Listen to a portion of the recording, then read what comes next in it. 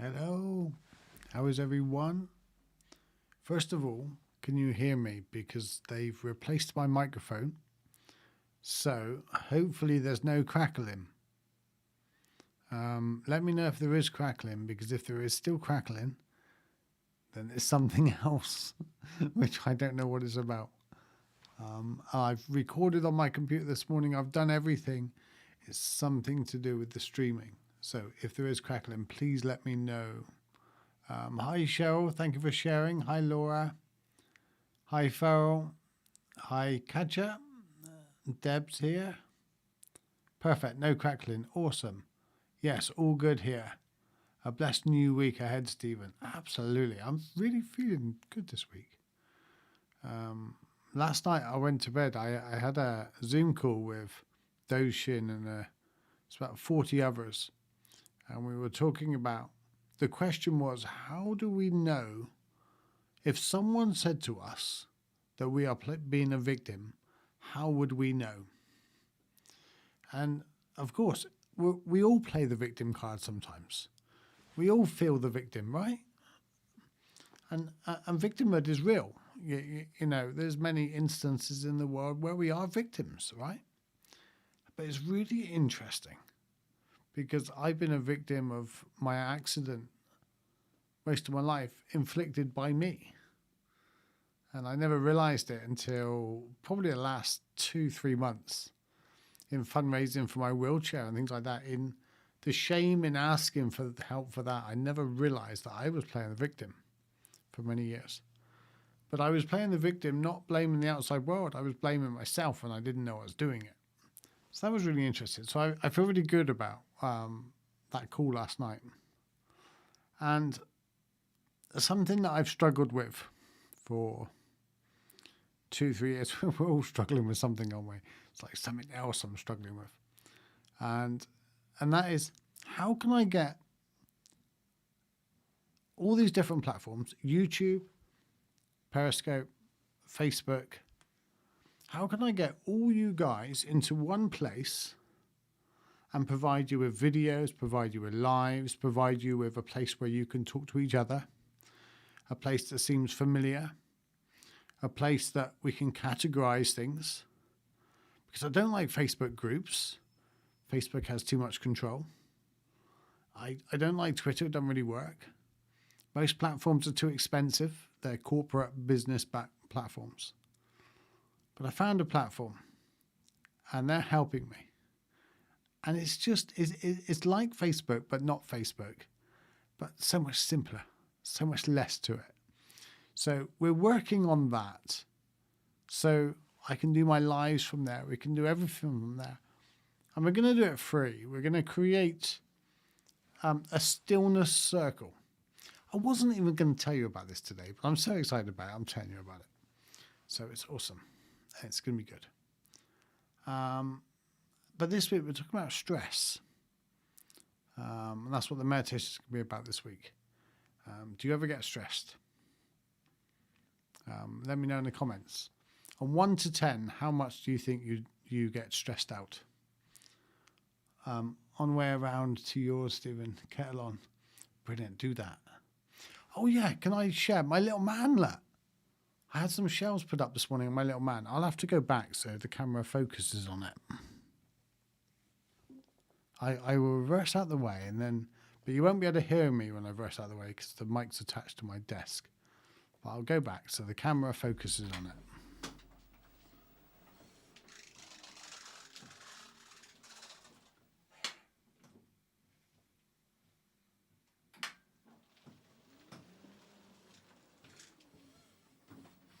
How cool is he?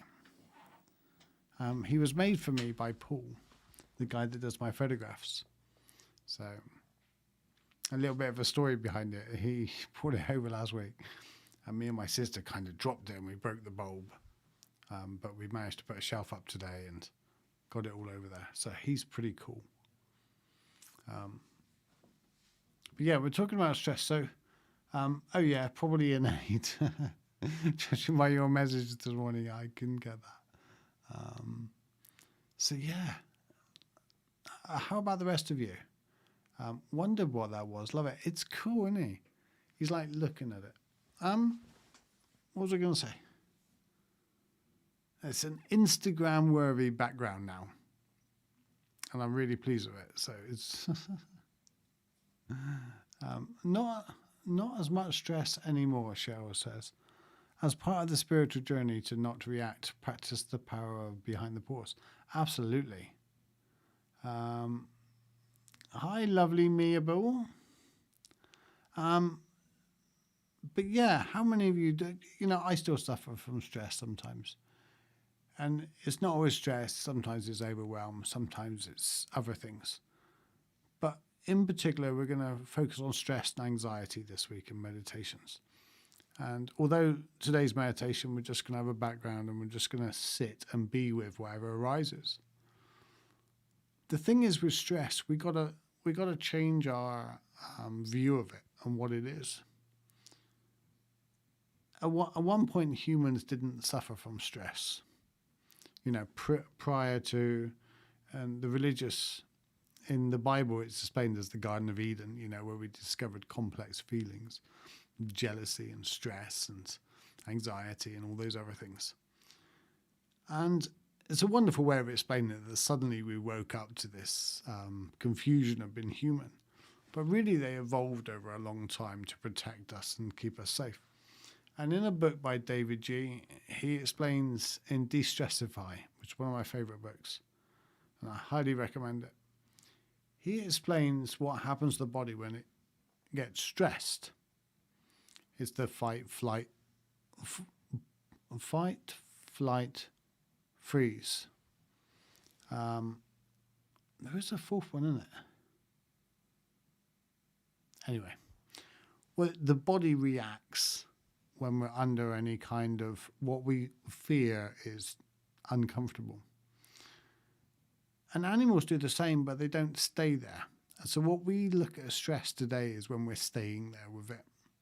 And the body, it works perfectly. So if you're in a forest and you go around the corner and you've got a saber-toothed tiger and it looks at you, shows its teeth, you need a mechanism to try to make you survive with the next 5 minutes. So what the body does, in the first 3 seconds, it starts to thicken the blood. It increases the blood pressure. It increases the, I can't remember the chemical, to the muscles, to strengthen the muscles. It cuts off any kind of work that isn't needed doing. So it stops digesting food. It takes away some of the, or it numbs your fingers and numbs your feet just in case you need to run over hard ground or something like that. Just in case you need to grab hold of something so you don't feel it. So it starts to do that. It also increases the heart rate. This is all in the first few seconds. And it also produces enough sugar for like 3 chocolate bars almost instantly because you need the energy.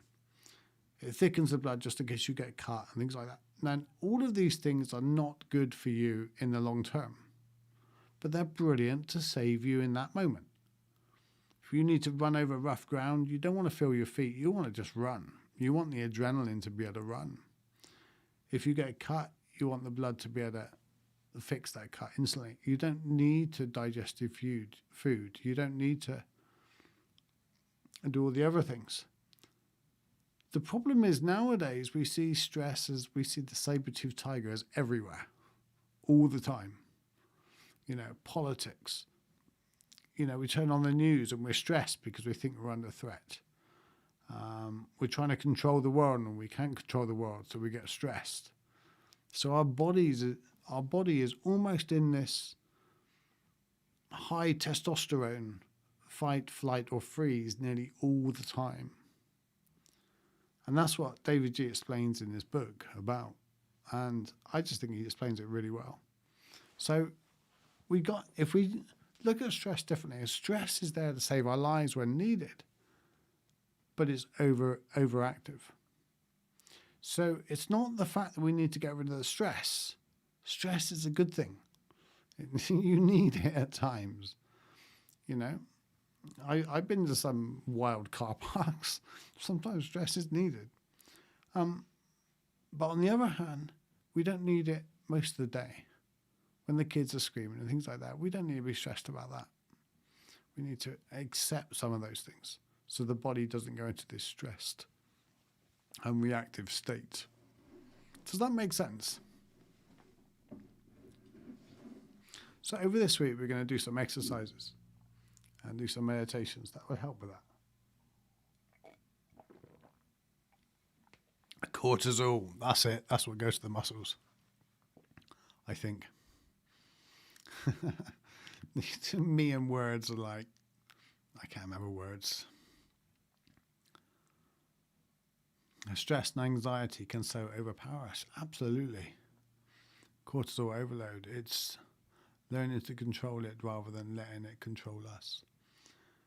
Being here is a great start. Meditation so helps calm that rate back down. Yeah, and it's having a good relationship with stress. Hey Jane, nice to see you. How are you doing? Could you repeat the author? David G. David and then J.I. I think. He's a meditation teacher primarily. De-Stressify it's called. Quite a simple, quite a small book, but it's, it really does help you understand stress. And that's the thing with stress. It's not to get rid of it, push it away and make stress the enemy. The stress is your best friend when you need it. And it's to create a relationship with the stress. So therefore the stress is no longer controlling you, as Deb says.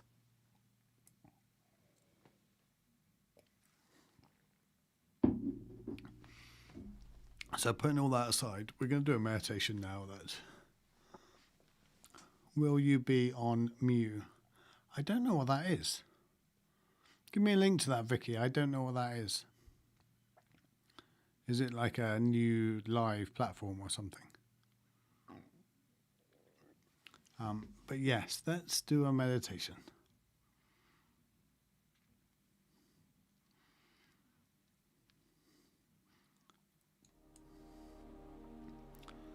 Then let me know if you can hear me. Let me know if you can hear me over the background sounds, and then we will make a start.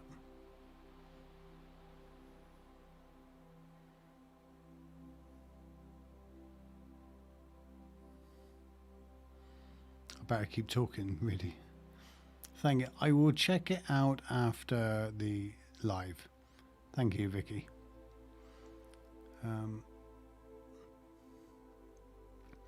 Absolutely, Jane. And hi, Sarah. Sound is perfect. Right, let's make a start then.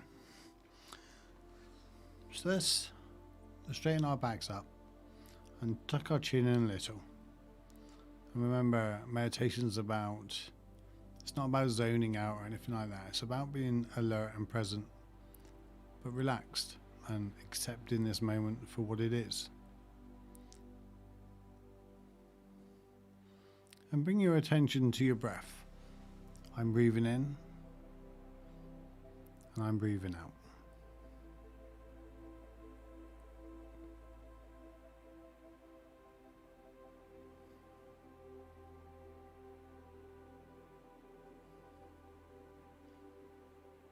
And as you bring your awareness to the breath of breathing in and breathing out, notice everything just quietens down a little.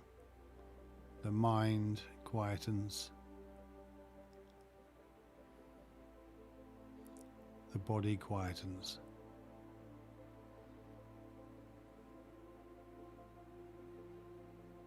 Then your breath naturally becomes deeper on the in-breath with a really small pause, and then slower on the out-breath.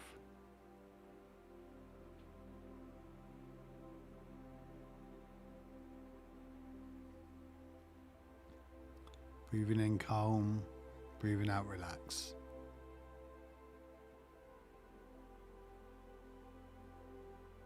Calm and relax.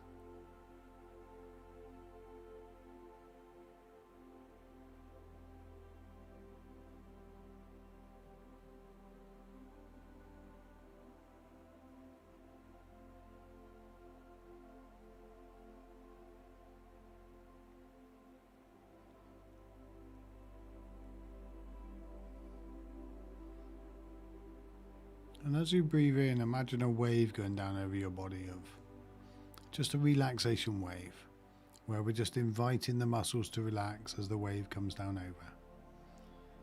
You don't have to force the muscles to relax. You don't have to do anything with them. They know exactly how to relax.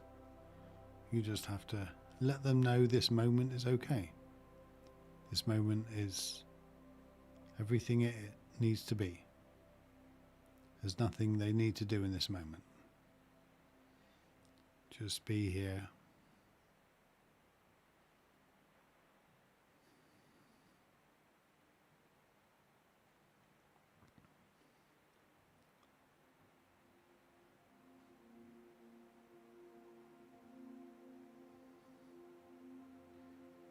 And we can even relax the facial muscles like our forehead and behind our eyes, and our cheeks and our tongues and our jaws. The places where we don't normally realize that are tense, but they are.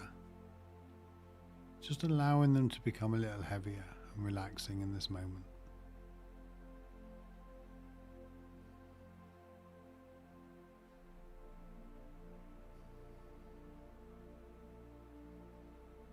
Then you can place your tongue on the roof of your mouth, just behind your front teeth. And close your eyes and just breathe in through your nose and out through your nose.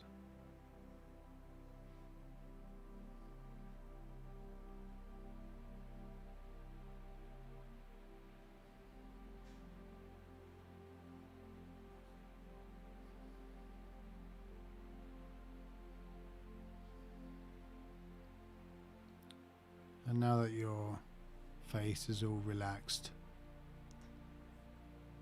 move down to your neck and your shoulders and just allow them to relax in this moment.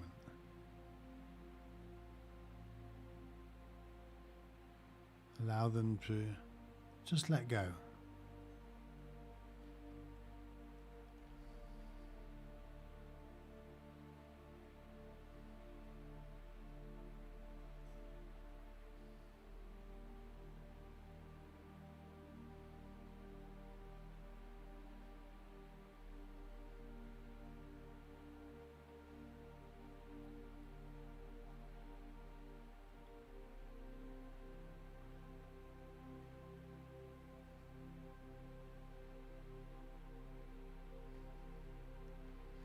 And then move down your arms to your elbows and then down to your hands. Just allow them to relax.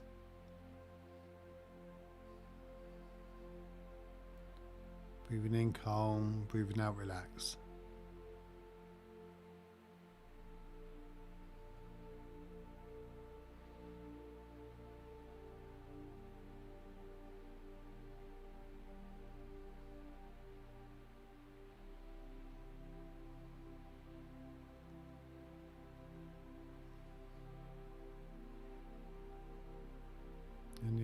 hands or so and your fingers.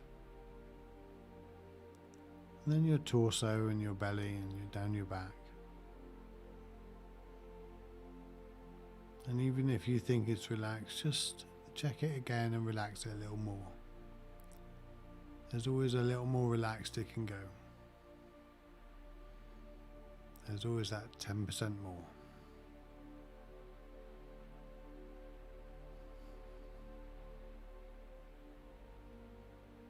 If we go back to our face and our shoulders, relax them again.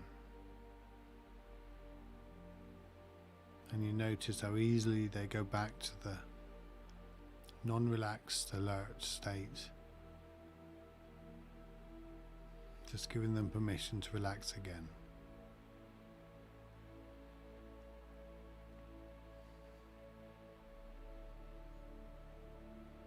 And then moving down our legs to our feet.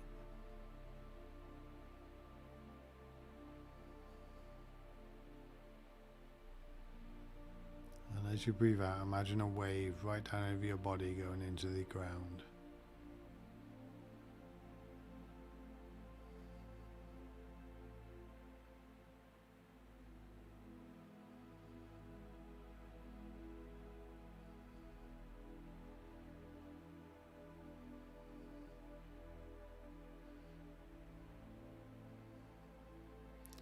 And notice a sense of control from this relaxed but alert, calm state. You're more in control of what comes and goes in your mind. You're in control of how your body's feeling and what's happening in the external world here.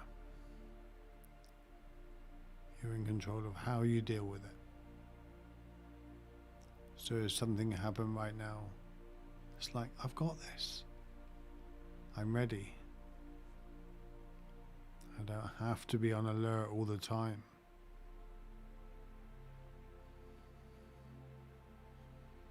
I can be relaxed and chilled and feeling calm and still be ready and in control of my life.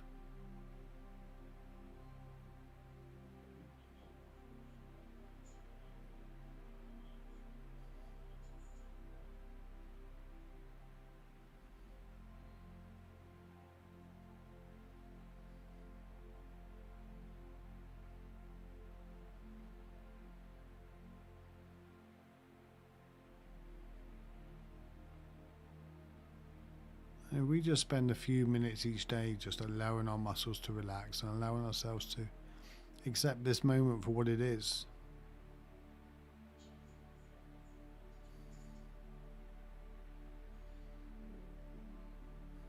We then can have a healthy control over our lives rather than in a reactionary state of, cannot believe this is happening, what do I do with it?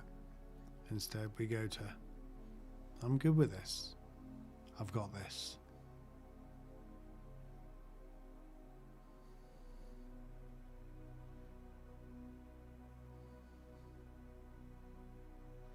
It doesn't mean emotions won't arise, it doesn't mean that we don't feel anything. It means that we can be with the feelings, but we don't have to react.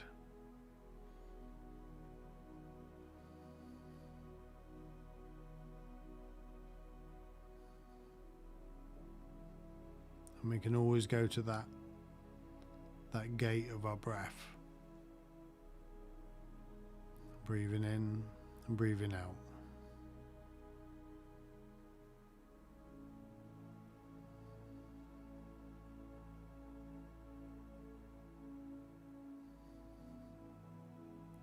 And through that gate of the breath, we get this present awareness.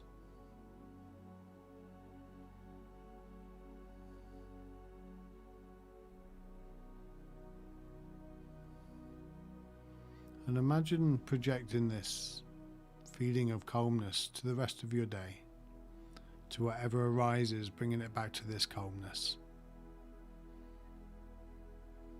How much different things might turn out. How much more in control you are of the situations. and how you can walk away from situations. And I nailed that. So in a moment, I'm going to come back from 5.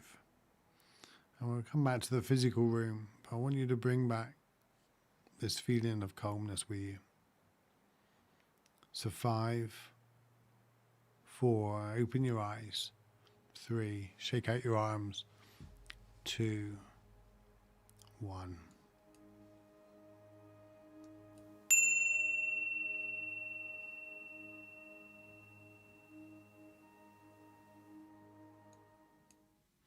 How was that? It's amazing. We think we're in control when we're trying to control everything. When we're trying to put all the jigsaws in one place. When we're trying to get the phone and we're trying to cook tea and we're trying to sort out work, or we're trying to deal with all the deadlines and the kids and everything. And we think we're in control by doing a big to-do list and then working through it. And I've got to do this, got to do that. But you're not. You're in control when you step back and you see the big thing and go, well, that doesn't need my attention for now. That doesn't need my attention. That doesn't need my attention. And then you become responsive, responding to things as opposed to. And it's a really simple concept. It's like the most simple concept ever. You know, the Stoics have been telling us to do this for 3,000 years. You know, our animals tell us to do this. Our pets tell us all the time. Just chill. Unless there's a postman at the door, then freak out. But then chill straight back after it. You know, nature, the trees, everything tells us. It deals with everything. Yet we're trying to control everything. And that's what we'll work on this week. We'll work on what we can control and what we cannot control. I'll talk a little bit more about that tomorrow. So thank you for joining me today. And thank you, Sarah. And I apologize to the person that the name's coming up in a different language. I have no idea how to pronounce your name, but welcome. Thank you, Laura. Hopefully we're done by the time you're going to work. I thought about you and the timings of today's live. Stress with all the life right now, more with health on the downslide. Sorry to hear that, Jane. Get hold of me. Let's have a chat if you'd like. You know, door's always open. It really is. I mean that. Thank you, Cheryl, and thank you everybody else for joining me. I do go live. I'm live every day this week apart from Wednesday. And on Thursday, we got Dave Moore later in the afternoon. I have to run because I'm doing an interview at 3:30 today for a radio in the States. And thank you, Vicky. I will check out Mew. I don't know how to pronounce it. MeWe? MeWe.com. I will check it out. Take care, guys. I will see you all tomorrow.